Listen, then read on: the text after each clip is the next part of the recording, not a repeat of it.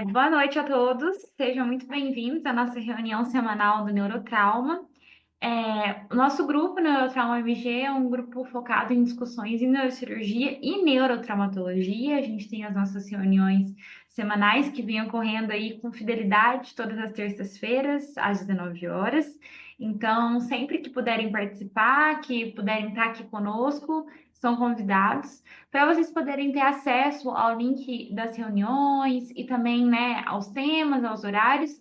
Nós convidamos vocês tanto a nos seguirem no Instagram, que é do jeito que escreve mesmo, Neurotrauma MG, e também se inscreverem no nosso canal do YouTube, que todas as reuniões ficam gravadas lá, para depois, se quiser tirar uma eventual dúvida. Também tem informações sobre as próximas reuniões, vai estar tudo lá, e todas as informações necessárias também estão nas nossas redes sociais. Acabei não me apresentando, eu sou Thaís, eu sou acadêmica de medicina da Universidade Federal de Alfenas, já estou no meu segundo ano de neurotrauma e é um prazer estar com profissionais tão capacitados hoje aqui. Na reunião de hoje, nós vamos ter o tema de monitorização não invasiva da pressão intracraniana, consenso BA-ECOG, recomendações e algoritmo de manejo. Como palestrante, a gente vai ter o Dr. Sérgio Brasil, que é neurocirurgião e neurossonologista vascular, membro titular da Sociedade Brasileira de Neurologia, pesquisa clínica e faz pesquisa clínica em lesões cerebrais agudas e hemodinâmica encefálica na Faculdade de Medicina da USP. E como moderador, a gente vai ter o Dr. Wellington Silva Paiva, que é neurocirurgião, professor livre docente também no Hospital das Clínicas da Faculdade de Medicina da USP, professor da Global Neuro Foundation Davos, Suíça, para a América Latina, e também trabalha nos hospitais Sírio-Libanês, Hospital Samaritano e Hospital das Clínicas da USP. Sejam todos bem-vindos e agora eu vou passar a palavra para a doutora Kélia para dar seguimento na reunião. Muito obrigada, Thaís. Muito obrigada a todos. É uma grande satisfação tê-los aqui conosco. Tanto o doutor Wellington quanto o doutor Serginho são pessoas muito queridas, educadas e muito disponíveis. Uma das coisas que nós mais admiramos, além da competência dos dois, é o fato de eles serem extremamente disponíveis sempre a compartilhar conhecimento. E eu pedi para, inspirado aí no doutor Serginho, no Serginho Sensei, eu pedi para a inteligência artificial, é difícil falar com ela, né, doutor Serginho? Estou quebrando a cabeça para aprender a falar com a inteligência. Mas eu pedi uma imagem de um cirurgião tentando parar um trem-bala. E muitas vezes nós vemos a fala de alguns profissionais, né, de neurocirurgiões, que fazem assim um combate tão veemente à monitorização não invasiva da pressão intracraniana, como diz a minha terra, chega a escumar, não é nem espumar, não, é escumar o canto da boca, assim, de tão nervoso que a pessoa fica, né?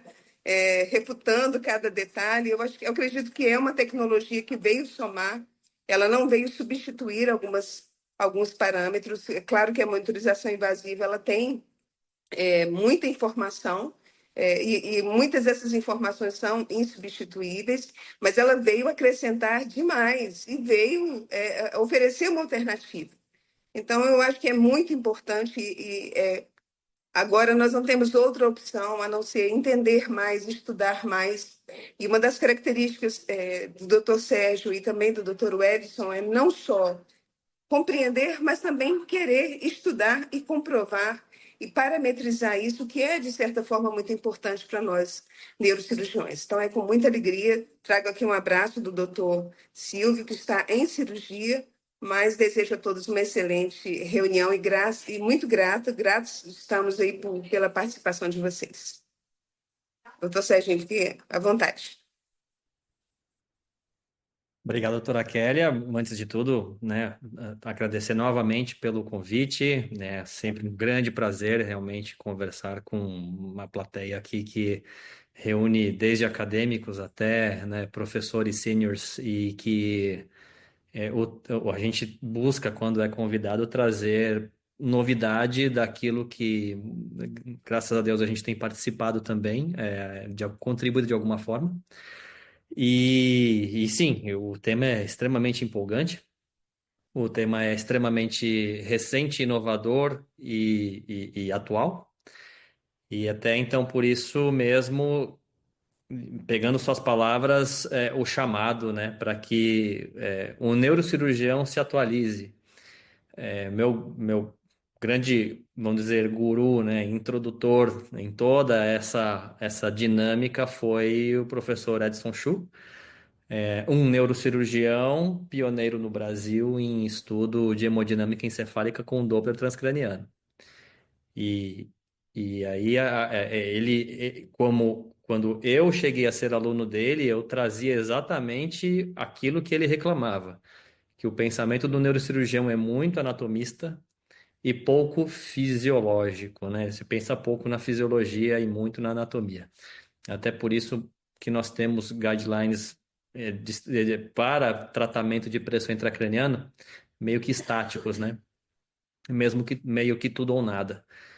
E o ponto da monitorização não invasiva não é tanto uma concorrência, mas é exatamente você ter mais instrumentos para observar o seu doente neurológico, que sempre é um doente complexo, né?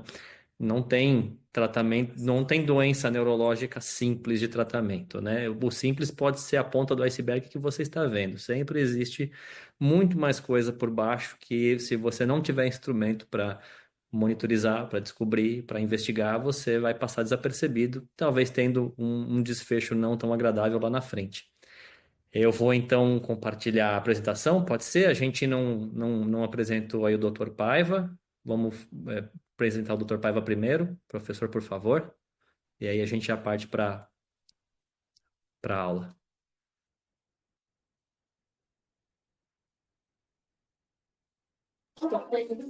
Professor, fique à vontade. Professor Paiva. Pai, você está aí? O Elson? Doutor Serginho, pode começar? E aí ele faz a O Elson, moderação. o Elson não chegou Tudo ainda bem. não? Sérgio? Tá aqui, tá. Oi, O Elson não professor. chegou ainda não? Sim, ele estava com a gente aqui na sala já, mas talvez Ele esteja está aqui, ó. arrumando. Ele tá ali. Deve estar Bom, arrumando a eu câmera vou, eu dele. vou. A Kelly já apresentou o tema, você se apresentou. Eu vou apresentar o Elson, ela apareceu aí já. Eu vou apresentar o Elson Paiva. Para variar, ele vai estar de. Eu não vi ainda a foto dele, mas ele vai estar de terno e gravata, com certeza absoluta. No Sempre. aniversário do filho dele, estavam todos de chinelo, bermuda, ele estava de paletó. Uma marca registrada do pai. E é um dos filhos amados que eu tenho, né? O Paiva tem uma história comigo muito interessante, que eu, quando comecei a cansar das minhas viagens internacionais, eu pedi ao Paiva para me substituir em algumas. E eu não sei se foi um grande erro ou um grande acerto, que depois ele me substituir 2 ou 3 vezes, nunca mais me ligaram. Antes eles me ligavam: o senhor vai vir ou vai mandar o doutor Paiva? Eu dizia: vai, doutor Paiva. Depois da quinta aula que ele deu, nunca mais me ligaram, ligam direto para ele. Ele realmente é um profissional de uma qualificação do ponto de vista de pesquisa, de estudo, de trabalho invejável. E a gente, quando vê esse olhinho puxado dele, pensa que ele é japonês, que ele é oriental. Não é. O filho dele que é, né? Ele é piauiense mesmo do duro. O olhinho puxado dele é do Piauí. Mas sempre me impressionou muito essa energia do Paiva, do Wellington. Eu não consigo chamar de Paiva, todo mundo chama de Paiva, eu só consigo chamar de Wellington. Essa energia do Wellington de trabalhar, de estudar, de produzir. E talvez esse seja o grande defeito dele, né? Quer dizer, ele fazer 50 coisas ao mesmo tempo, aí ele só faz 49. Aí essa uma que ele não fez, nego cai de cacete nele porque ele não fez a 50ª. Mas ele tem mostrado realmente assim, inclusive em relação ao Sérgio. Foi ele que trouxe o Sérgio Brasil para o nosso convívio. Nos eventos que eu tinha ainda autoridade para montar programa, ele começou a falar: a gente tem o Sérgio, vamos chamar o Sérgio e tal. Foi através dele que o Sérgio se aproximou do grupo. E várias pessoas que estão hoje envolvidas com a gente vieram para a gente através do Wellington, que trouxe para perto da gente. E ele vem cada vez mais, né, crescendo não só na área acadêmica, como na área científica, agora na área administrativa. Ele é de novo chefe de serviço lá no HC, em São Paulo. E eu achei que foi uma grande escolha da Kelly, da Japa, colocar dois brilhantes hoje para falar de um assunto que, na minha maneira de pensar, já não é mais polêmico, né? Já não é mais polêmico. O Jair Raso, o neurocirurgião de Minas Gerais, ele dizia uma coisa que é um slide até de várias aulas minhas, né? a coisa é novidade, aí você não quer usar porque é muito novo. E aí, quando você resolve usar, ele já não é mais novidade, aí você está muito atrasado com aquilo que você negou na fase que você tinha que estar empenhado em ver o que era. O Sérgio vem falando bastante tempo sobre isso. É no Congresso de Terapia Intensiva, agora em maio. É uma das conferências da sala principal. Ele vai falar sobre o mesmo assunto, porque é um assunto assim que vem despertando interesse no mundo inteiro, né? A monitoração não invasiva, a somatória de fatores não invasivos, facilitando a vida do paciente e do médico. Doutor Paiva, você tinha que se apresentar, como você não estava presente, você estava cuidando do Japinha, provavelmente, que sua mulher já botou todos os seus encargos que você tem que fazer. Agora a palavra é sua para você terminar a apresentação que eu fiz.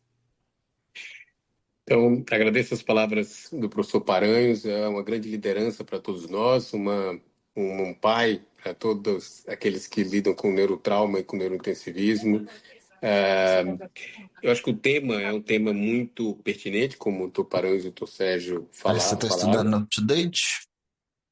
E Eu tem pago como... pirata, porque isso aqui por mês é $600. E Eu pago tem... 100 reais Gustavo, mesmo. fecha seu áudio, Gustavo. E tem... Boa. Perdão. E essa é uma grande oportunidade da gente debater esses dados dentro do BI-CONIC, que foi um consenso liderado pelo professor Andrés Rubiano e a professora Chiara Roba, de Gênova, que concentrou nomes importantes do neurointensivismo da América Latina, Ásia, Europa, com a chancela da Federação Mundial de Sociedades Neurocirúrgicas e da Sociedade Europeia de Terapia Intensiva. Conta com grandes nomes aí, com grandes contribuições.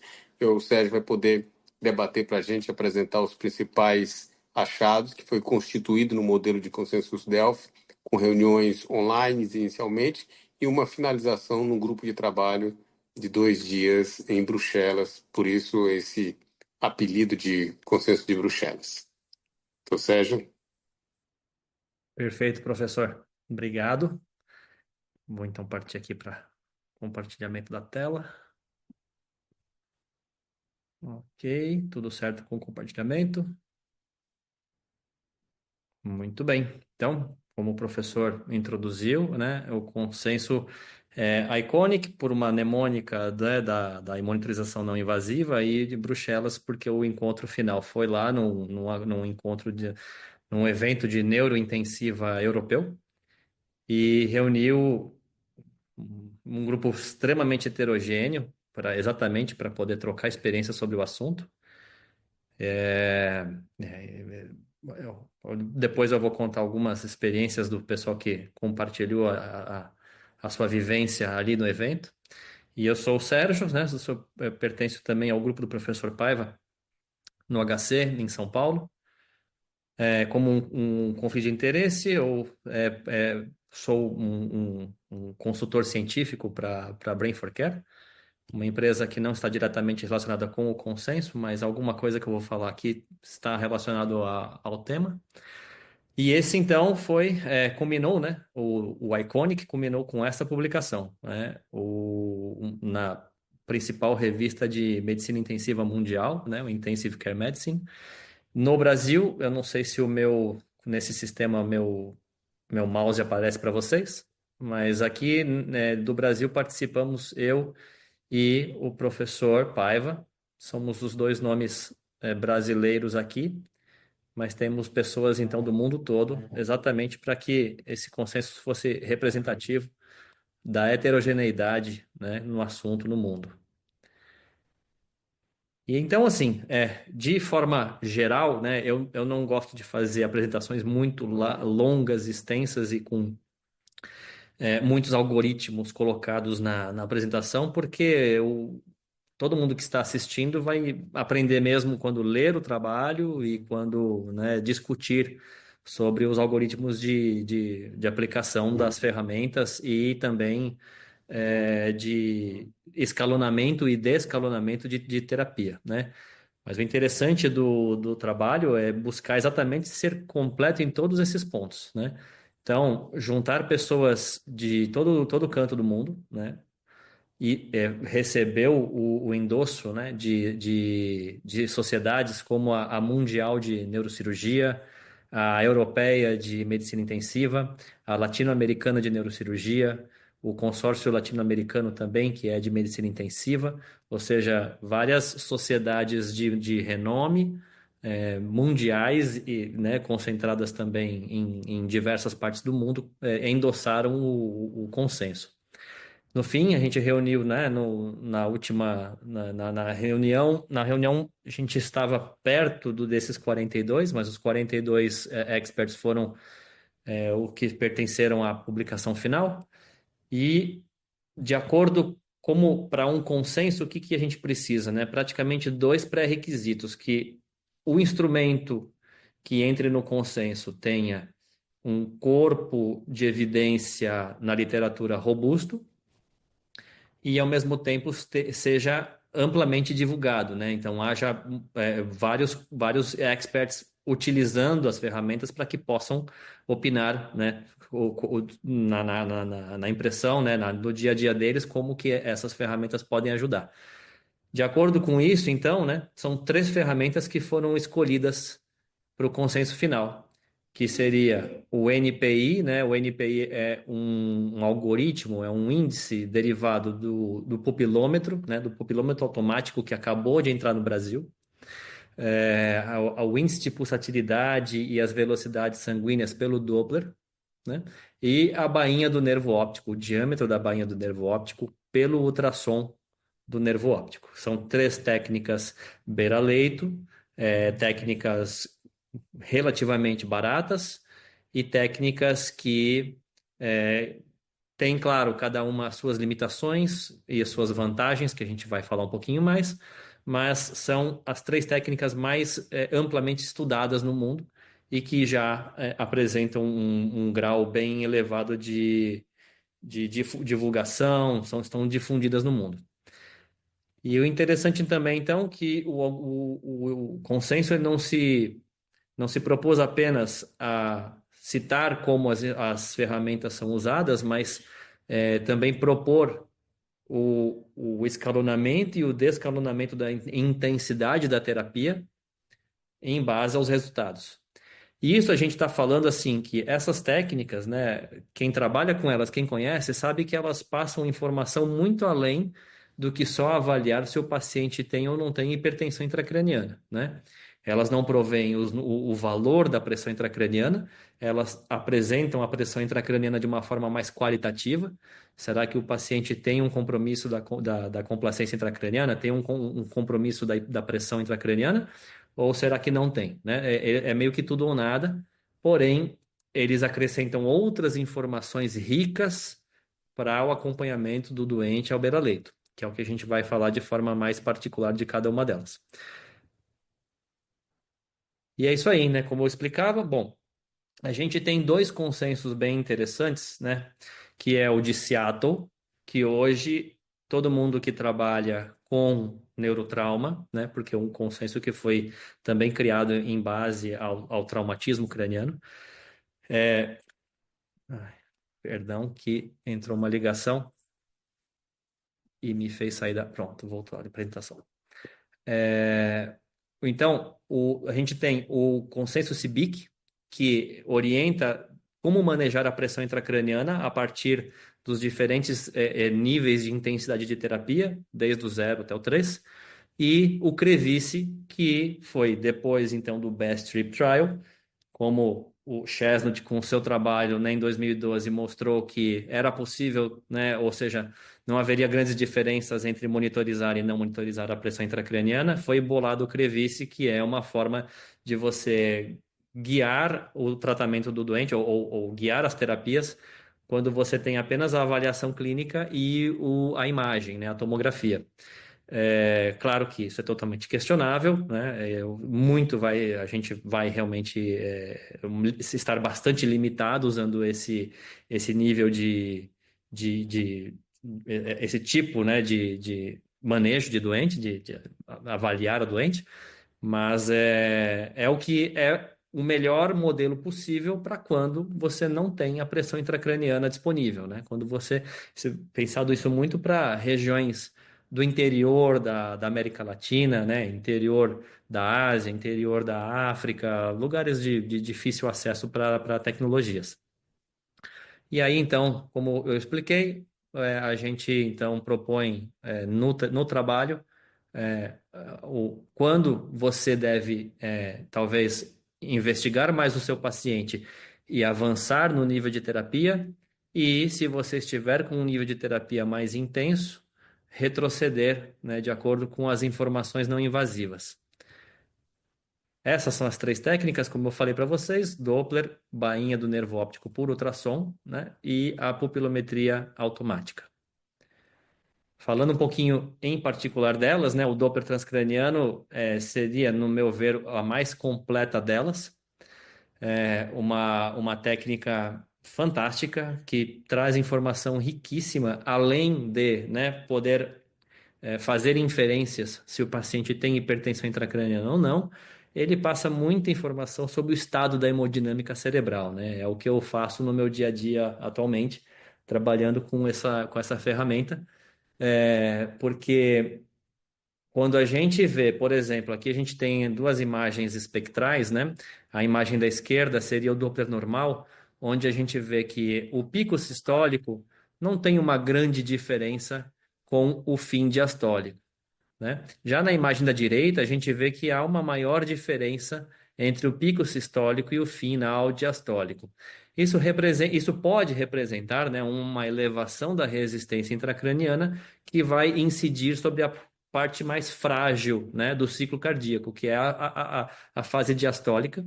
E então a gente tem a elevação do índice de pulsatilidade, exatamente, que é essa diferença entre sístole e diástole. Além dessa fórmula matemática para calcular o índice de pulsatilidade, o Doppler fornece uma estimativa. Tem algumas fórmulas estudadas, mas a que eu mais uso no meu dia a dia é o cálculo da pressão de perfusão cerebral estimada pelo Doppler, onde a gente usa as velocidades médias do Doppler, vezes a velocidade, desculpa, a pressão arterial média do doente, vezes a velocidade diastólica, dividido pela velocidade média, mais 14. Essa fórmula foi pensada, então foi criada em Cambridge, mas tem que sempre levar em consideração que os pacientes neurológicos naquela instituição, eles têm a pressão arterial nivelada ao tragos, né? O que não é comum a gente ver em UTIs do Brasil, por exemplo, né? Onde a pressão arterial tem o transdutor ao nível do coração. E isso pode fazer, então, um gap, né, uma diferença da pressão arterial real que entra no crânio de 10 até 15 milímetros de mercúrio na pressão arterial média. Então, isso tem que sempre ser considerado. E muitas vezes a gente superestima, né, achando que a pressão de perfusão cerebral do paciente está boa. Quando a gente encontra uma situação pelo Doppler assim, eu já chamo o colega para dar uma olhada. É muito, muito, muito comum na nossa prática, quando o colega apenas está guiando o paciente, utilizando a pressão intracraniana, pique normal, e eu faço um exame do doente e encontro um padrão como essa figura da direita aqui, né? Ou seja, o paciente realmente está com uma hipoperfusão cerebral, muitas vezes por um problema de autorregulação cerebrovascular, e exatamente ele está com uma oligoemia encefálica e está faltando um volume intracraniano, que é o volume sanguíneo arterial. E até por isso que a PIC está controlada, né? A PIC está controlada porque o paciente está com uma hipoperfusão cerebral. E se você até perfunde melhor o doente, você vê essa resposta no Doppler, você vê a resposta também na onda da pressão intracraniana, né, mostrada lá no monitor de pressão intracraniana invasiva e pelo Brain for Care, se você tiver o Brain for Care para fazer. A gente fala um pouquinho mais disso depois. Isso tudo acontece por causa dessa propriedade do cérebro, que é o acoplamento neurovascular. Então, o acoplamento neurovascular são condições dos neurônios que eles têm em íntima relação com as células vasculares, determinar se eles querem mais ou menos fluxo naquele momento. Então, graças a isso, o Doppler carrega uma informação muito valiosa, porque um Doppler normal tem um valor preditivo negativo muito alto. Ou seja, você fica bem tranquilo que não está havendo problema hemodinâmico no paciente. Quando o Doppler está alterado, aí tem um valor preditivo positivo muito alto. Existe algum problema. Claro que aí a gama de possibilidades diagnósticas para aquele achado do Doppler pode ser enorme. E aí eu preciso então de mais ferramentas para entender, ou fazer uma imersão na situação clínica do doente, na radiologia, trocar, né, as ideias com o plantonista, com o intensivista, para entender o que significa aquele achado que o Doppler está me mostrando. É hipertensão intracraniana? É uma hipoperfusão cerebral por outro motivo, por uma redução do volume intravascular? O paciente está séptico, o paciente tem disfunção de válvula órtica? O que aconteceu para ver essa achado que muitas vezes é parecido, mas eu preciso saber diferenciá-lo. A bainha do nervo óptico é, dentre essas que a gente vai falar, a técnica mais, vamos dizer, simples, ou seja, que estaria mais disponível, porque depende de um treinamento muito mais facilitado, né? Qualquer médico, qualquer intensivista, neurologista, neurocirurgião pode treinar, o treinamento não é complexo. E quem já fez imagens de cérebro com ultrassom sabe que o líquor ele tem uma hiperecogenicidade, né? Ele tem uma ecogenicidade maior que o tecido neural, né? Maior que o cérebro, por exemplo.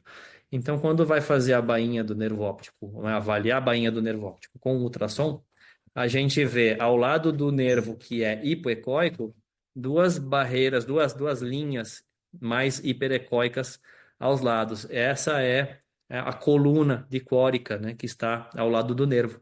Então, a gente posiciona o cursor do ultrassom 3 milímetros atrás do nervo óptico, e aí traça a linha, então, além das linhas hiperecóicas e faz a medida, então, que hoje em dia, né, a gente vai falar dos valores daqui a pouco, mas existe variabilidade técnica e também algum debate sobre o ponto de corte, mas cada vez mais estamos estudando e o corpo de evidência está maior nesse aspecto, para que a gente tenha menos heterogeneidade na questão da avaliação da bainha. Um problema que fica, né, algum questionamento é se o paciente desenvolve uma hipertensão intracraniana crônica, existe uma dilatação da bainha que provavelmente não retornaria né, de forma tão dinâmica ao valor basal depois de alguma intervenção, né? Então, uma esterese não tão boa da bainha. Mas para questões agudas, né, questões bem agudas, a gente tem vários trabalhos mostrando que realmente ela responde. Ela reduz de tamanho quando a gente faz alguma medida que tem um grande impacto sobre a pressão intracraniana. E a pupilometria, que então, entrou no Brasil no ano passado. A pupilometria não tem um poder tão grande de uma associação tão forte com a pressão intracraniana, porque são vários fatores que podem afetar a reatividade pupilar, mas ela é uma excelente ferramenta prognóstica, né? Quando o paciente persistentemente mantém o NPI, né? O índice neuropupilar reduzido, né?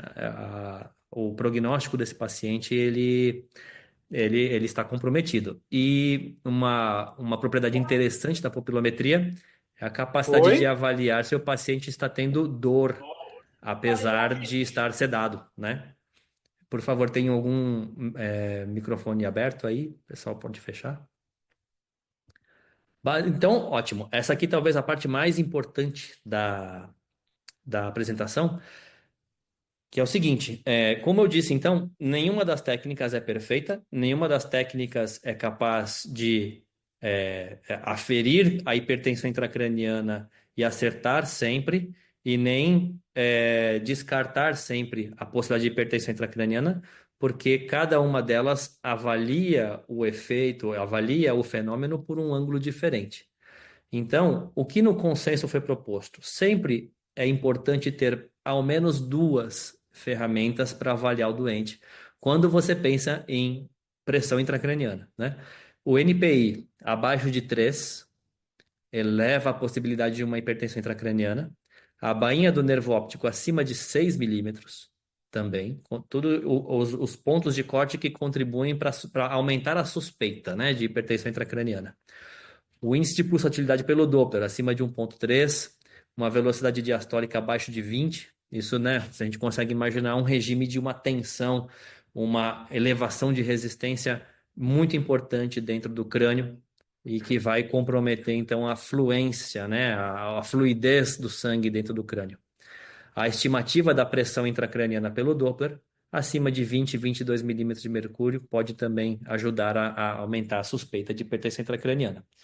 E aí, quando você tem os valores basais do seu doente com essas ferramentas, é muito interessante, porque essas ferramentas são fáceis de serem repetidas ao longo do tempo. Então, você pode fazer avaliações seriadas do doente para olhar a tendência em que ele está se movimentando, né? Uma tendência à deterioração, uma tendência à estabilização, né?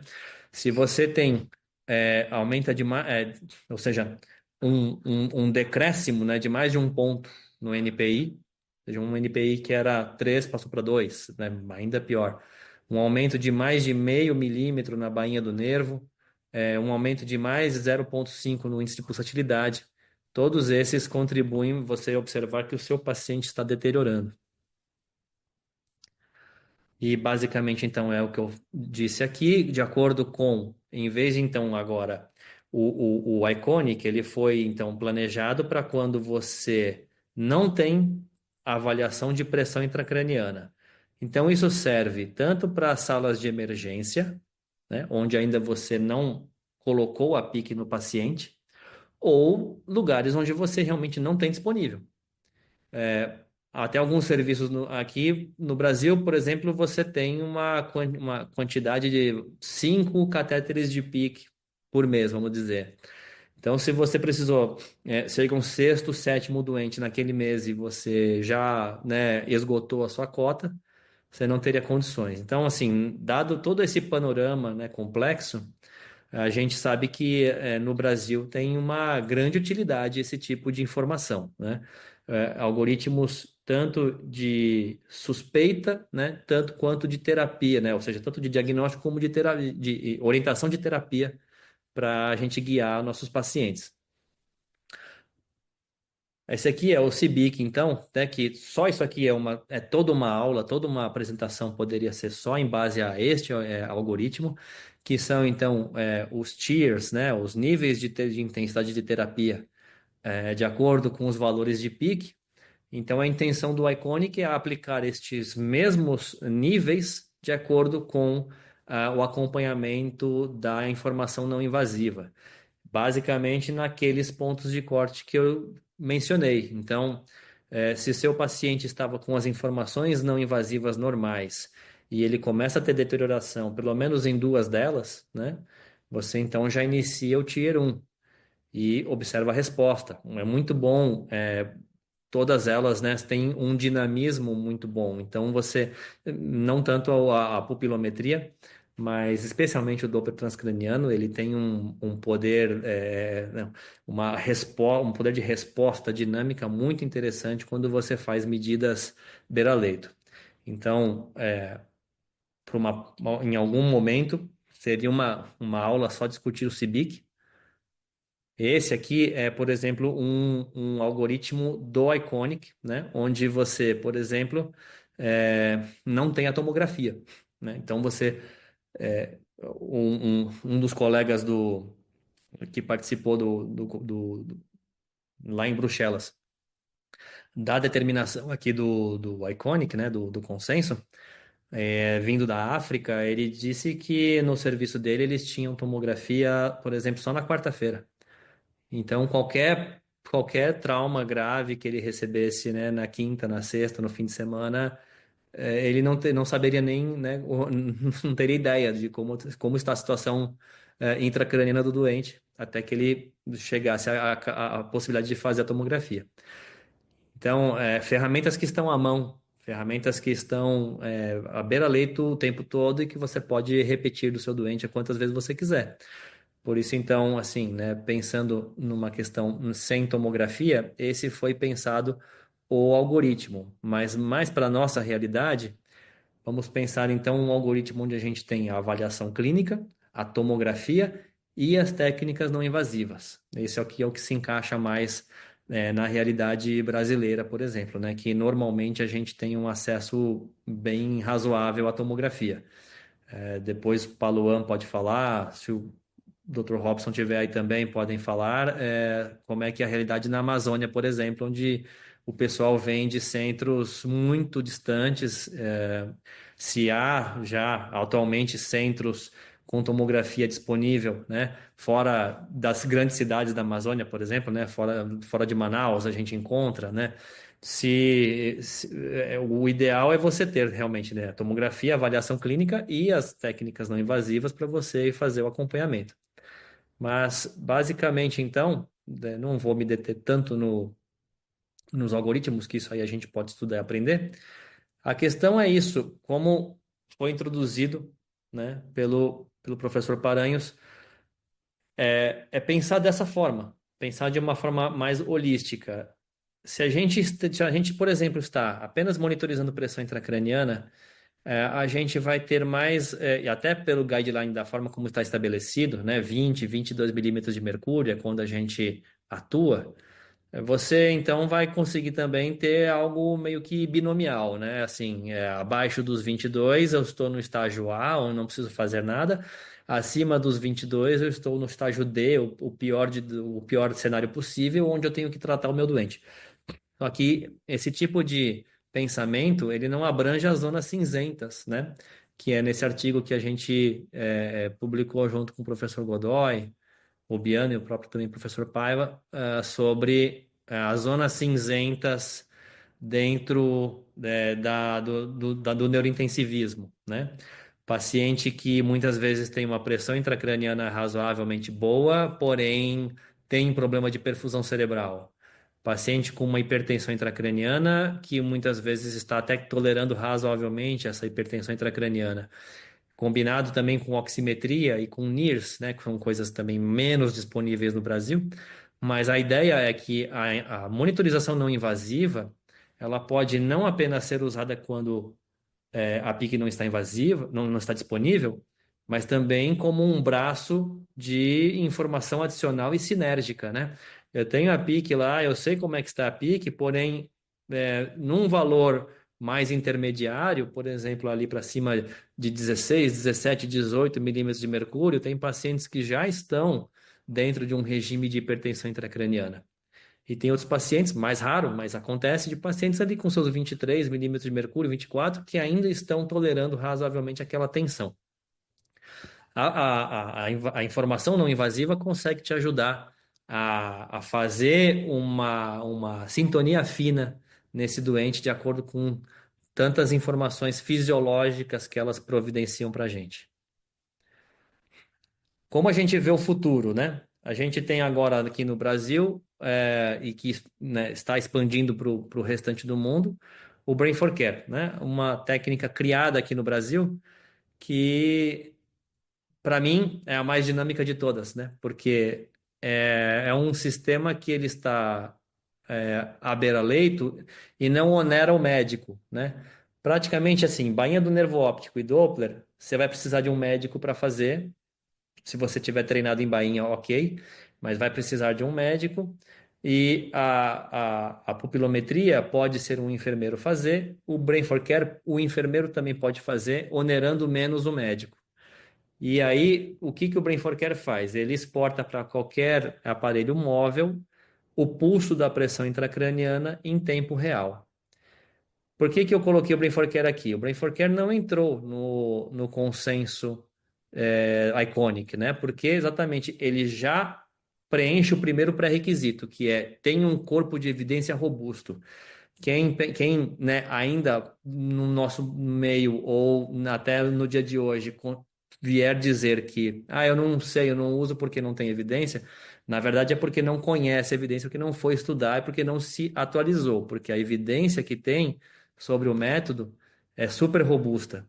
Tanto de trabalhos feitos por nós no Brasil, Robson tem trabalhos feitos lá na Amazônia, nós temos trabalhos no HC, outros trabalhos em Porto Alegre, trabalhos nos Estados Unidos, todos comparando informação invasiva com a não invasiva e observando que existe um grande valor nessa onda, que a onda do que o Brain for Care obtém é uma onda extremamente correlata com a onda da pressão intracraniana.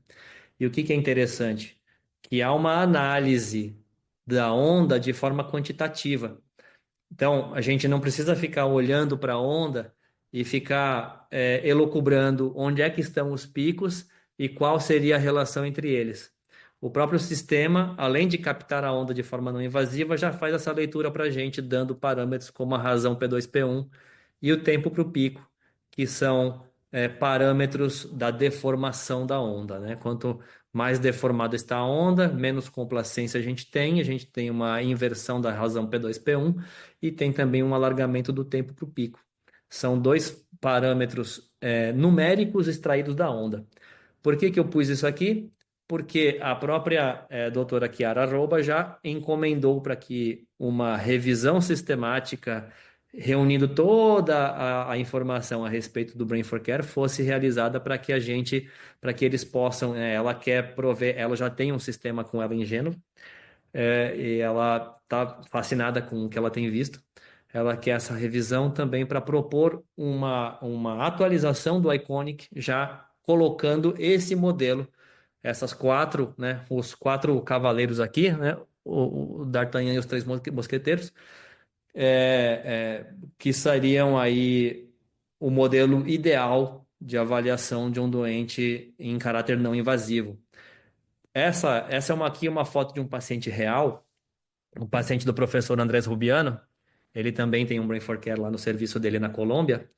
E ele confidenciou para a gente, essa imagem é de um artigo que está submetido, então é uma informação não publicada, onde na emergência, né, um paciente com um Marshall 2, né, um TCE, Marshall 2, paciente rebaixado, ele então já recebeu ali a bainha do nervo óptico, recebeu o seu pupilômetro, uma monitorização com Brain for Care e também o Doppler transcraniano. Foi já observado a bainha do nervo dilatada, a razão P2P1 alterada, o Doppler também informando um IP alto e também uma redução das velocidades diastólicas, porém a pupilometria ainda boa, né? Um NPI acima de 3. Qual que foi a questão prática aqui? Já foi iniciado, então, o tratamento para hipertensão intracraniana para esse paciente naquele momento, né? Então, imagine, o paciente já recebeu um Tier 1 na sala de emergência. Ele não foi começar a receber os níveis de terapia para controle de hipertensão intracraniana depois de passar a PIC, né? Quanto tempo demoraria tudo isso? Como todo mundo sabe muito bem, tempo é cérebro, né? Então o paciente já ganha esse tempo. Esse paciente teve um bom prognóstico. Ele foi acompanhado todo o tempo com todas as técnicas, mas basicamente então é o que a gente cita aqui. O dinamismo de você utilizar esse modelo já desde a sala de emergência, antes de você colocar uma PIC. Quando você coloca a PIC, você continua usando isso aqui. E quando você retira a PIC, depois ali de 5 dias, 7 dias, 10 dias que a PIC ficou ali, normalmente a gente retira no máximo aí entre 5 e 7 dias, né? Até também porque se for ventricular, o sangue dentro do ventrículo entrando no catéter, ele vai atrapalhar a medida da pressão intracraniana, né? A chance de infecção, todas as questões que a gente tem com a pressão intracraniana invasiva.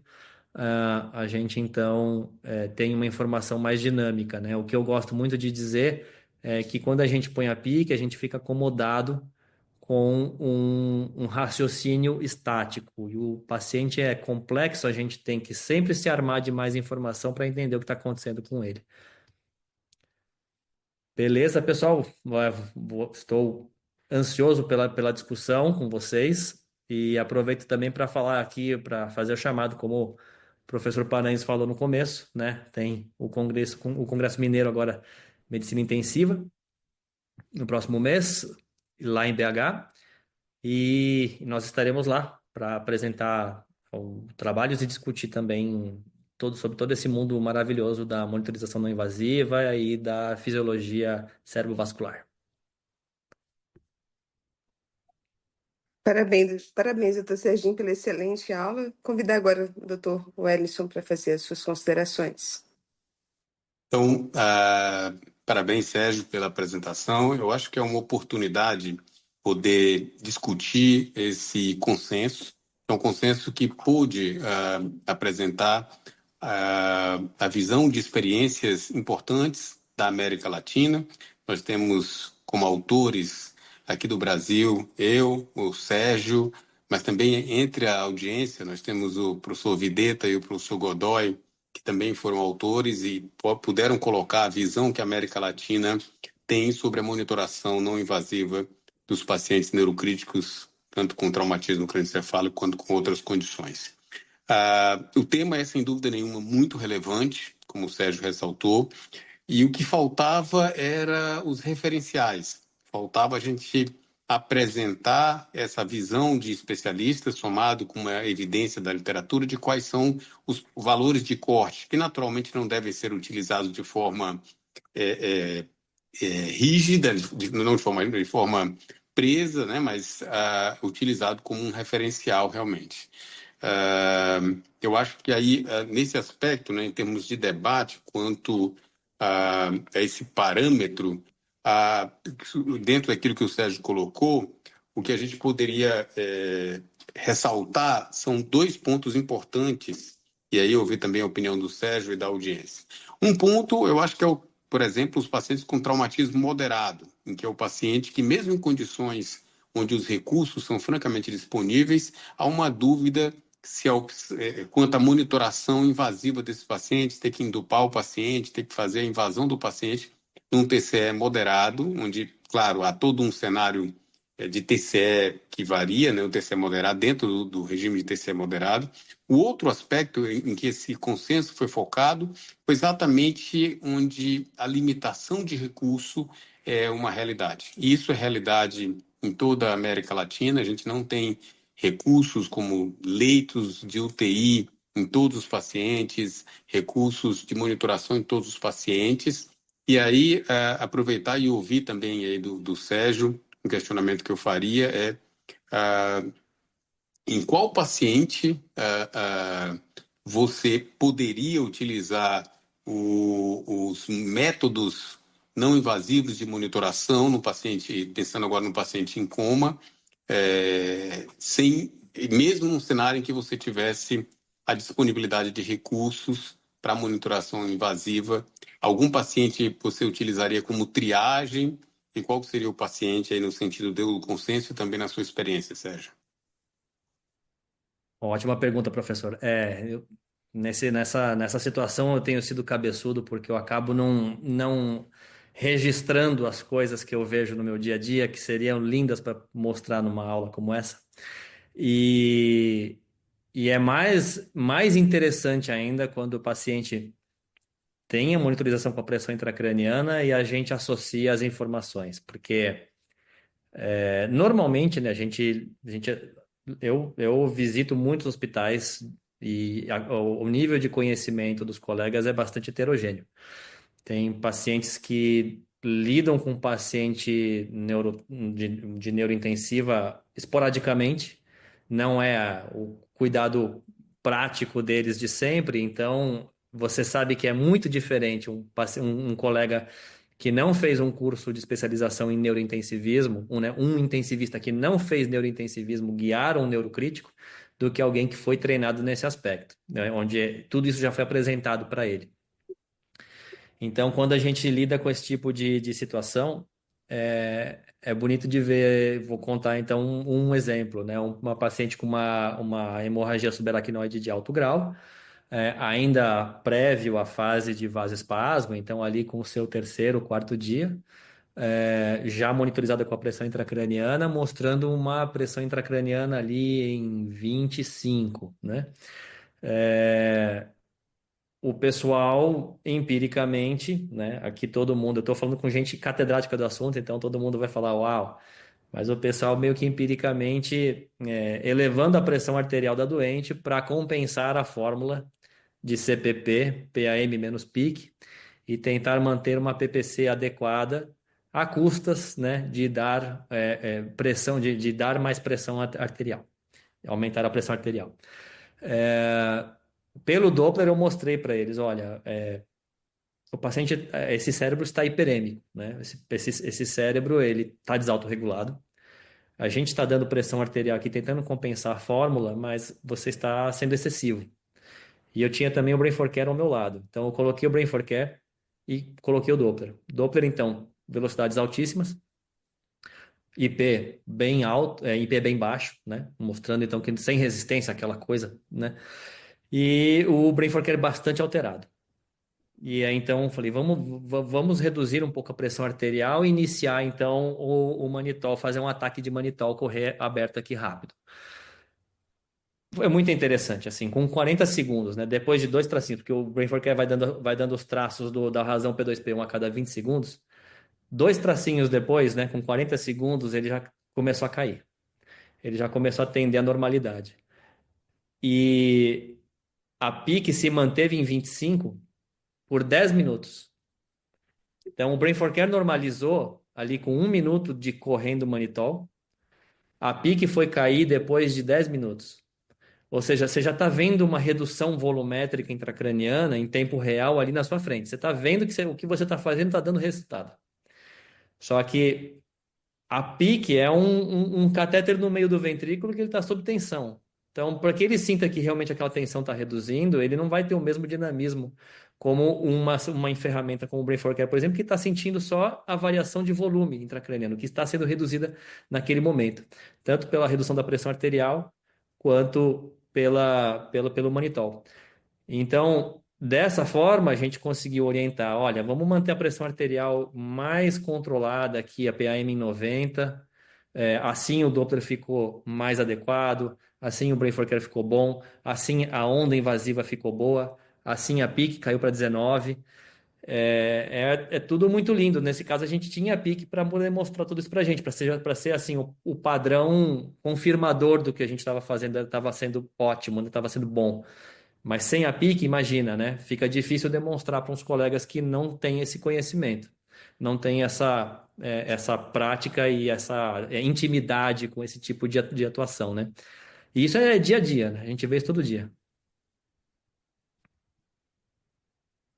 Acho que tem algumas perguntas Travou no para mim. chat, doutor Serginho. Você viu? Acho que Eu vi tem. uma do Carmona, Eu sou mas ele Carmona, perguntou. falando sobre. É, É, esse aspecto, a pergunta é muito pertinente, viu, Sérgio? Só para introduzir isso, porque assim, a gente no Brasil não tem o problema da variabilidade da pressão atmosférica. A gente tem baixas altitudes, vai variar basicamente de uhum. planaltos de 1.000 metros de altitude até a nível do mar. Mas muitas vezes, em muitos países, é uma dúvida pertinente, até realmente o professor Carmona levantou esse tema, que é na Bolívia, em algumas regiões onde existe uma Estado do México. altitude, no México, onde existe uma altitude muito marcante, cidades a mais de 3.000 metros de altura, de altitude, como ficaria o comportamento da monitoração da pressão intracraniana, e inclusive esses valores nesse regime. Assim, né? O interessante, por exemplo, bom, claro que isso é tudo na teoria, né? Mas aparentemente o que a gente viu até hoje, tudo que foi estudado, por exemplo, com o Brain for Care, é que existe uma tendência da onda da pressão intracraniana ser deformada de acordo com idade e com sexo, né? Ou seja, nas mulheres a razão P2P1 é mais alta, especialmente no período menstrual. E conforme a idade também vai subindo. Então, a gente sabe disso. Agora, não temos trabalhos realmente comparando pacientes em que eles teriam que ser levados rapidamente para uma grande altitude para ver se existe alguma alteração.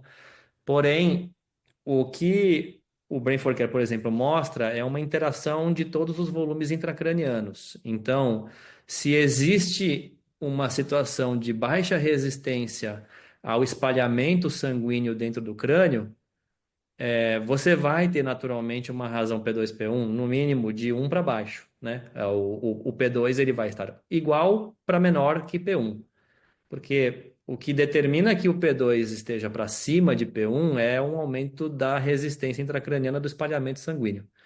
Então, teoricamente, seria isso, né? Mas, claro, sem comprovação nenhuma, apenas especulação.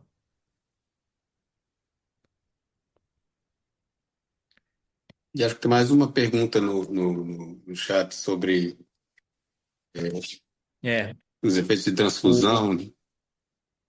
não, o Marcos, né, perguntou sobre após a parada cardíaca, né? Sim, está para ser publicado um trabalho do Boston Medical Group, desculpa, do Boston, da Universidade de Boston, onde a colega ela avaliou 10 pacientes, né? Uma série de casos de 10 pacientes após parada cardíaca, e ela então fez manipulações ou seja, tratou como se fosse um TCE. Ela tratou o paciente pós-parada cardíaca em base ao Brain for Care com salina hipertônica para redução do P2P1, e ela observou a diferença. Trabalho ainda não publicado. O que tem muito de trabalho até o momento foi tanto no sentido de comparar a informação invasiva com a não invasiva, ver que eles mostram ondas bastante correlatas, e agora o ponto do momento é que haja trabalhos, como que a informação me ajuda a manejar o doente, né? Ou seja, trabalhos intervencionistas, né? É o próximo ponto que carece ainda um pouco a ferramenta. Tem duas pessoas de mão levantada, o Walter Videto e a Carla. Obviamente que o Walter vai perder a disputa, né? Porque ele é homem e feio. E a Carla é mulher e bonita. Então a Carla fala primeiro. Gracias. Yo hubiera decidido lo mismo. Ah, muchas gracias. Então, Sérgio, parabéns pela apresentação muito clara. Eu só queria comentar uma coisa que foi feita no início, né? A pergunta a respeito de em quais pacientes, então, que a gente pode aplicar isso.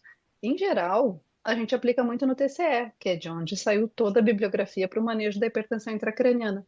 Mas se a gente pensar numa base fisiopatológica, poderia ser aplicado para qualquer paciente com hipertensão intracraniana, seja ele HCA, AVC hemorrágico, até o edema cerebral pós-parada cardíaca, numa encefalopatia hepática, porque o racional aqui que a gente está testando são os métodos não invasivos para avaliar hipertensão intracraniana. Então, eu acho que à medida que a gente tiver mais trabalhos, né, como essa série de casos para cada uma das patologias, a gente com certeza vai ter esse teste melhor para todos.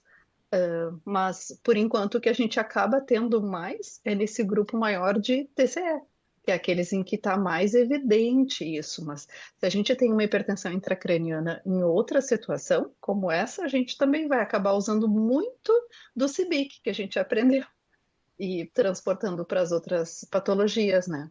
E a outra questão, só que de comentar isso que eu tinha falado, da PIC invasiva, lembrando que o catéter invasivo ele vai ficar num espacinho, e o Brain for Care, por exemplo, curva, mas não só naquela região, mas o resultado de tudo por fora, como que ficou aquela caixa hermeticamente fechada no seu equilíbrio, né, com toda a parte de líquor, sangue arterial, venoso e o próprio parênquima.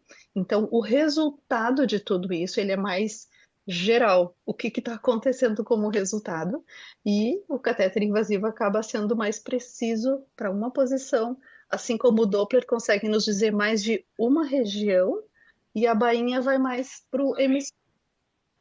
A pupila também consegue ser mais dessa parte mesencéfala. Se a gente usar os nossos vários métodos, a gente pode, com certeza, ter uma avaliação muito mais completa, né? Porque além do Doppler, como consegue ver muito mais coisas também do fluxo, a gente vai ver qual compartimento estaria sofrendo mais, né? E essa precisão. Perfeito, perfeito, Carla. A Carla é uma grande parceira, um intensivista lá do Rio Grande do Sul, em Porto Alegre e assim também, né? Uma vasta experiência e também experiência também científica e acadêmica com o método. E é perfeito isso. O Iconic ele foi concebido para a TCE como se fosse uma tradução, né, do Crevice e do Cibic, então, né, já que eles foram baseados em TCE.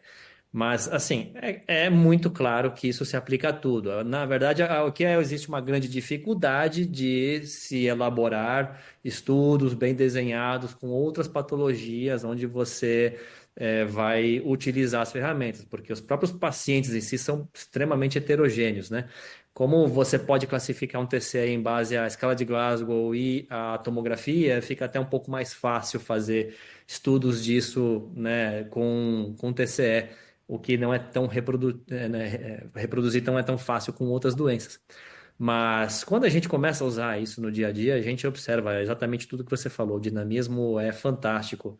E como você começa a raciocinar, por exemplo, né, um outro paciente meu agora, eu avaliei ontem, onde era um infarto maligno de cerebral média, um paciente já idoso, já provavelmente então tinha uma atrofia cerebral prévia, com um desvio de linha média, então, ali dos seus 3 milímetros, né? O paciente também é entubado, né? Rebaixado. Tipo, a neurocirurgia não queria descomprimir, né? Certo, vamos fazer o quê? A gente coloca o Brain for Care estava...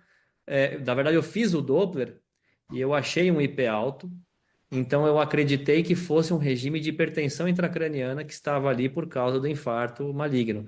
Eu pus o Brain for Care e eu vi que não, o Brain for Care estava normal, apesar e o paciente sem pique invasiva, né? Então o paciente que pelo julgamento tomográfico e pelo Doppler, se eu só tivesse isso, eu pensaria que ele estava com hipertensão intracraniana e que a gente deveria sim reforçar com o neurocirurgião para fazer a descompressão.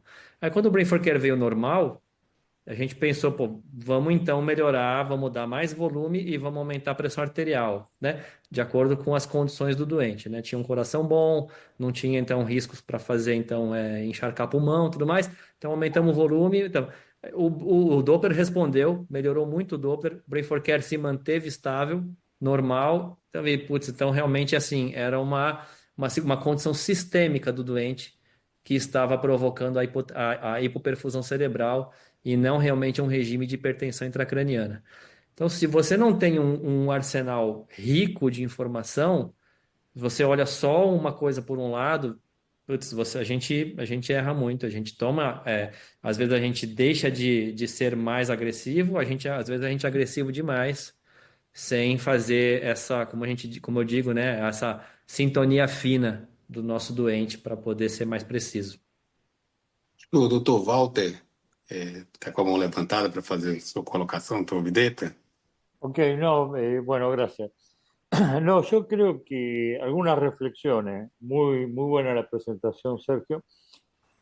Hace rato sabemos, por lo menos seguro, se sospechaba de la década del 70, pero del B-strip y otros estudios que fallaron, que la mayoría se diseñaron sobre la PIC, que la PIC no es todo, no puede explicar todo, claramente no puede explicar todo. También sabemos, por los distintos subgrupos, en el B-strip no nos alcanzó la muestra, pues no estaba diseñado para eso, que tener un TEC de Glasgow menos de 8 y con tomografía normal, no todos los subgrupos de pacientes son iguales.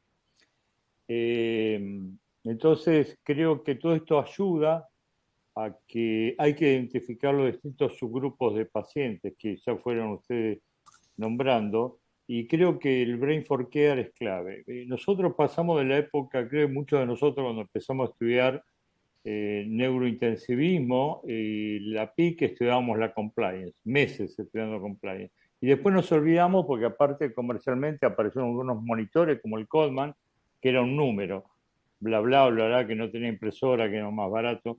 Y eso creo que fue muy malo, y muy malo que nosotros lo hayamos adoptado. O sea, adoptamos números mágicos. La pregunta, yo me acuerdo nosotros igual discutíamos más allá del número, si no hay que empezar a tratar al paciente que tiene una compliance alterada, que tiene 16, el número no te dice nada, pero la compliance está alterada. Con lo cual coincido con el planteo creo que había hecho Sergio. Lo que claramente creo nos queda todavía por resolver, que también lo dijeron, que no todo lo que tengan compliance alterada se van a tratar con hiperosmolares, el cloruro de sodio hipertónico, manitol, o tendrán que tratarse con alguna otra medida. Porque eso va de la mano de identificar cuál es el componente de la hipertensión endocrinal que planteaba Carla. Creo que claramente en la vaina del nervio óptico nos da una ayuda, pero bueno, coincido en que hay que juntar toda la información y ICONIC puede ayudar. Coincido con Sergio que ya había en el momento de crear el ICONIC bastante bibliografía para incluirlo de otra manera. Y totalmente convencido de que si se justifica ir a la emergencia, sí. Hay pacientes leves que deterioran, los 14-15, que son el 80% de los pacientes. El 20% es mitad grave y mitad moderado. Y un 30% de los moderados tienen neuroworsening o neurodeterioro. Y se justifica, creo que claramente, el monitoreo no invasivo. O sea, no sabemos si cada 2, cada 4 horas. Pocos trabajos dicen cada 4. Uno lo puede achicar de acuerdo a la impresión clínica, pues siempre está la impresión clínica en eso. Y yo creo que eso es fundamental y va a seguir cambiando nuestra forma de enfocar los pacientes. Yo soy partidario de tratar cuando la compliance está alterándose. Alguno puede decir, pero si no hay evidencia, puedes estar sobretratando. Bueno, yo digo mi posición personal, que hay que estudiarlo, no me cabe la menor duda.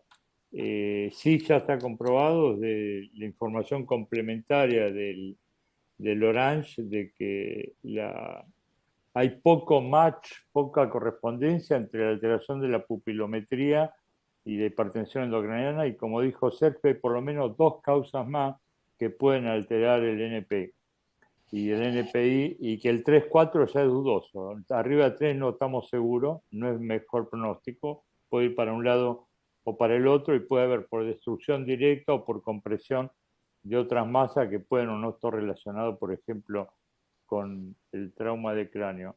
No dejan de ser un monitoreo, todos nos avisan. Yo creo que con ICONIC vamos realmente a aprender mucho y tenemos que estudiar mucho más. Pero creo que uno de los grandes debates, Brain for Care, compliance alterada, ¿lo tratamos o no lo tratamos? Y cómo identificamos el resto de los componentes. Coincido, como decía Carla y Sergio, que con el monitoreo multimodal, si tengo vaina de nervio óptico y tengo Doppler craniano sumado al Brain for Care, voy a identificar cuál de los 3 componentes es el que está actuando más, y probablemente tomografía, y actuar en consecuencia, ¿no? Eso. Y Muy con bien, respecto a la Walter. altura, un solo comentario. Dejémoslo de embromar con la altura. Perdón, Carmona. José Antonio Carmona Suazo, que es Jacques, su apodo. La altura, hay 18% de la población que vive arriba de los 2.500, 2.800. En la región andina nuestra tenemos un montón. En vez de seguir discutiendo de eso, tendríamos que diseñar un estudio. Tenemos las posibilidades de hacerlo ahora, y por ahí no con muy alto costo. Y al final aprendemos de eso. Yo te digo, en el mismo BESTRIP nos queda pendiente analizar. Tuvimos 4 ciudades de altura y todavía no analizamos qué pasó. Entonces yo no sé decirte si es mejor o peor. Hay gente que está hablando de hacer protocolos para altura, por ejemplo para el TEC, pero realmente mucho no sabemos.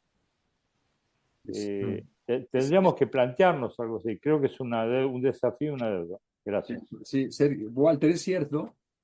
No hay bases de datos de altura. No existen bases de datos de altura. La mayor parte de los datos que vienen son de europeos que se quedan a vivir un poco en 15 días en Bolivia. O sea, son pacientes sanos los que existen ahí. Pero tú tienes 3 pacientes en la altura. El que se accidenta, que vive ahí, el que viene viajando de Europa o donde sea y se accidenta, y a ese le va peor, y al que comparas contra el paciente que vive de abajo. Entonces, el que le va peor, horriblemente peor, es al que todavía no está adaptado a la altura, porque tiene muchos problemas al que va subiendo. Y hay muchos turistas que viajan. De esos turistas que viajan se puede sacar el dinero para la base de datos que tú quieres plantear. Hay muchas, hay muchas empresas que Buena podrían idea. que podrían aportar la idea de que, oye, ¿dónde está la camioneta de turismo? Pues, oye, te voy a cuidar con el seguro que tú compraste a tus pacientes que van a subir y vas a comprar un seguro de gastos médicos por estar ahí arriba. Y si te accidentas, ¿a dónde te van a atender? ¿Con qué parámetros fisiológicos vas a comparar uno contra el otro? Es difícil entender cambios tan súbitos que suceden. No es sencillo. Sería bueno tener la posibilidad de poder tener dinero porque no hay bases de datos. Jack, solo te quiero ser concreto. ¿Sabés que nos parecemos cuando hablamos tanto de la altura? En Argentina hubo una época que se habló mucho de la revolución, década del 70, como en otros países de América Latina, y estaba la gente que se juntaba, los intelectuales, en el Café de la Paz, Café de la Pele, decíamos. Y hablaban todo el día de la revolución que se venía de más. Pero esos son románticos de la revolución. Lo importante son los hechos. Trabajemos para producir hechos, si no nos vamos a quedar en el romanticismo. Estoy de acuerdo contigo. Hay muchas empresas chinas que están entrando a Bolivia. Ahí está el dinero para poder hacer la base de datos. Pero también están en México. No. Vos tenés ciudades de altura en México. Yo tengo, yo nomás Vos tenés muchos chinos amigos tuyos. Sergio va a venir a México. Ahora que esté en la altura vamos a probarlo. A ver cómo se siente. Tenemos 2.500 nada más. No tenemos más. Sergio va a estar y Wellington también van a estar en México próximamente en noviembre. El objetivo es comparar qué pasa, pero no hay muchas alturas aquí. No vive mucha gente allá. Bolivia vive en 15, 30 millones. En Perú también. Perú, cerca de Cusco. Así es. Pasco, otra ciudad que está casi 5.000 metros. Veamos en Ecuador, tenés Quito, 2.880 metros. Pero el plan es que esperemos que podamos trabajar juntos haciendo una base de datos. No existe una base de datos en altura. No hay. Hay anécdotas nada más. Hay anécdotas. Bueno, Jorge Paraño, saludos a todos. Gracias a todos por verlos. Gracias, Carmona. Un placer, Juan José Antonio, que nos viste a todos. Yo creo que sí. Tuviste el placer de vernos todos juntos. Te voy a ver en Uruguay próximamente. Esto es así, saludo de porteño. Agradecer que tuviste la oportunidad de vernos durante una hora. Gracias a Dios. Felices a todos. Rezar 2 veces. Agradecer la contribución de los 2 grandes profesores de México y Argentina. E, doutor Sérgio, não sei se mais alguma consideração, porque a doutora Kélia geralmente pede que a gente respeite aí o horário até às 20 horas. Eu acho que talvez para finalizar, não sei se o doutor Paraíso quer falar mais alguma coisa. Eu queria só parabenizar a Kélia. Realmente essa reunião de hoje foi fantástica. Eu acho que foi a primeira vez que a gente teve um público no Pico, tinham 73 pessoas, no Zoom fora o pessoal do YouTube. E o mais interessante é que das 73 pessoas, tinham 21 da América Latina. Acho que foi a primeira vez que teve tanto gringo, né? Porque esses gringos que são corriqueiros já, o Carmona, Walter Videtta, essa turma não conta, eles já são mais que brasileiros. Mas hoje eu fiquei muito feliz, Kélia, quando eu vi 21 membros do LABIC, da Latinoamérica, presentes nessa reunião, somando no Pico 73 pessoas. Eu não sei se teve mais durante... O período que eu vi mais pessoas foi esse, 73. A Kélia está de parabéns por juntar essas 2 figuras extraordinárias, que é o Serginho e o Wellington. E como você mexe com o Carmona, professor, quando você fala assim, porque ele chama os americanos de gringo, agora você chama ele de gringo? Nos van a cobrar aranceles y vamos a estar peor. No saben lo que viene. O sea, tenemos que tener... Escúchame, Carmona, no llores. Si no, venía a Buenos Aires y cantar tangos del 40, que todos lloraban. Por la mujer que lo dejaron, porque se quedaron sin plata. No seas llorón. No va a ser... ¿Te separaste que estás llorando, boludo? ¿Qué pasa? José Antônio. Está triste. Me encanta que me amuraste en lo mejor de mi vida. Tengo Walter, el alma herida. Vamos. Walter, José Antônio é o único gringo convidado meu que foi barrado de entrar no Brasil. ¿Sí? Eu já convidei mais de 100, eu já convidei mais de 100 gringos para virem aqui dar aula. Da Europa, África, Ásia, da Latinoamérica, 200. A única pessoa que foi barrada, a Polícia Carmona. Federal não deixou ele entrar. Nós tentamos falar com todas as inferências políticas em Brasília. Ele teve que voltar para o México sem conseguir entrar no Brasil. No dia anterior, o México tinha baixado uma ordem lá de que para entrar no México tinha que ter visto do brasileiro. O brasileiro não podia mais entrar no México sem visto. E aí, na mesma hora, a diplomacia brasileira fez a Retalhou. reciprocidade e não podia entrar nenhum mexicano sem visto. E ele foi barrado de entrar no Brasil. É o único gringo barrado em nossos congressos brasileiros. Único, histórico. Ok, bueno, gracias a todos por este momento. Me hicieron Muito obrigada, pessoal. Eu gostaria só para não passar em branco, pedir ao doutor Serginho ou o doutor Wellington para encerrarem. Quero desde já agradecer assim, imensamente, ver também o doutor Paranhos aqui conosco traz uma alegria absurda. E é verdade, a nossa audiência maior foi essa aula e a mais fiel, porque quase todos ficaram até o final. Eu só queria, por favor, que vocês lessem os comentários do chat e já pudessem encerrar. Quero agradecer de coração, né, e desejar a todos uma ótima semana. E semana que vem estaremos juntos novamente. Se puder só lê-los, acho que tem alguns Perfeito, bom, comentários. eu acho que a gente respondeu as questões, não, se vierem depois também a gente responde através do WhatsApp ou do e-mail. E uma pergunta que foi a respeito aos níveis de hemoglobina, que eu acho que também a Carla me ajudou aqui e já resolveu. A Carla, para quem não sabe, ela foi a grande participante em contribuidora, né, de prover pacientes para o grande estudo agora do ponto de corte em hemoglobina, né, TRAINS, no estudio TCE. TRAINS. Exatamente. 451 pacientes, el centro mundial que más pacientes aportó. Aún Outro con nível. pandemia, con 2 años de pandemia, 10 años de estudio. É uma máquina. Uma Exatamente. máquina. E doutor Rui deixando o convite aí, né, pessoal? Terceiro Simpósio Internacional de Neurotrauma, terminando o congresso lá em Manaus, a gente já vai emendar com o simpósio do doutor Rui. Acho que Maravilha. terminamos, né? Acho que é isso. Doutor Então, Betson. boa noite a todos e na próxima terça-feira teremos nova programação aí do Neurotrauma MG. Muito obrigada. Fiquem com Deus. Até Um o próximo abraço, convite. pessoal. Adiós. Até o Adiós, próximo. Walter. Tchau. Voy a tomar café contigo. Adiós. Nos vemos en Uruguay. Falta mucho, negro.